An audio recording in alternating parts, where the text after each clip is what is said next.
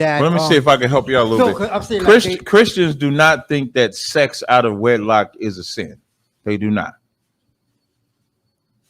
Now, of course, that sounds strange. Are they having sex in the Christian church? Yes, a lot. Are they all married? Lot. But what do they do? You was gonna say something? I was gonna say not according to their definition of marriage. That's what I'm only talking what they think. God. According to them, I don't ever see them say sex is you can't have sex. They'll just say when you're gonna make an honest woman out of her, which is a way of saying that it's wrong, but they still don't think that that's marriage. The problem with the church is that it's not that they allow sex, because sex itself is not unlawful. The problem in the church is that they don't teach that when you have sex, you are married. The church still teaches that until you get that contract, you're not married. So they have a bunch of couples in there that are having sex, but they look at them as boyfriend and girlfriend and say, when are you going to get married? That's the biggest problem in the church, because now in that very same church, that boyfriend and girlfriend that was together for a year can break up, and then now a new man in the church can have sex with her. A new woman in the church can have sex with him. And now everybody is just having sex with each other in the church because nobody's changing their desire. I understand what you're saying. It's just like, if I may, at the same time, it's like. Give me Matthew's 5. You can keep talking. No, I was going to say that, like, they were taught, lust is a sin, everything related to sex. 5 and 20, 27.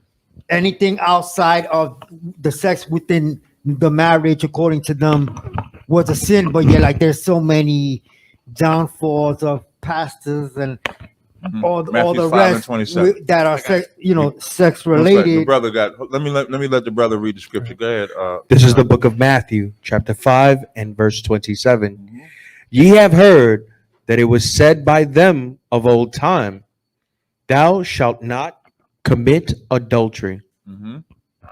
Verse 28.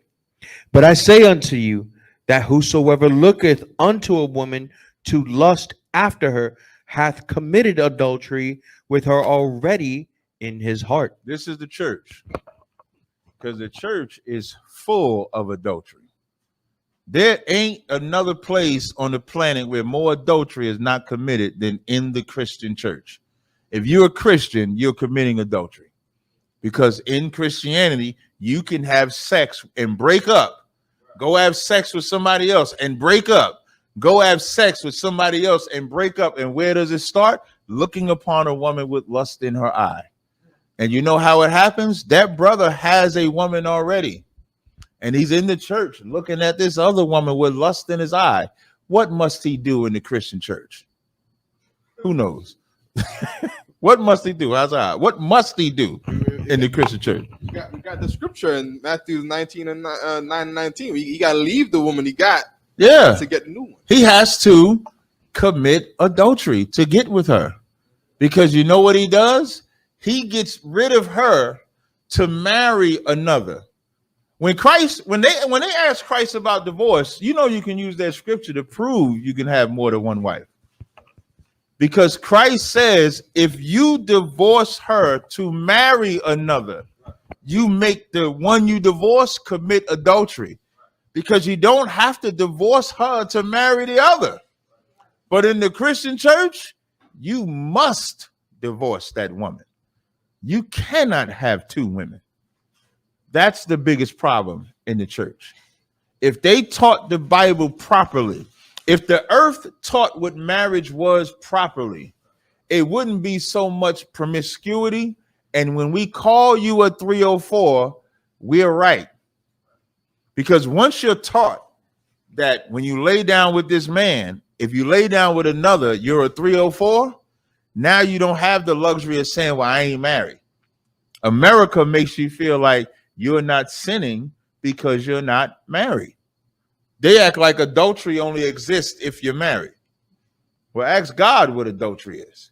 Even the divorce in God's and the Bible, even if you divorce somebody, you don't go to the government to divorce. You just write her a damn letter. Hey, you did this. You committed this adultery. Boom, boom, boom. I'm done with you. You don't go to no priest or nothing like that. You just write that letter. Here, go take that letter somewhere. Even that's not controlled by the government. So to answer your question, it's because they're sinners and love to sin, which is why so much sex takes place in the church. Sex is not a sin. Unlawful sex is a sin. You understand? Caro.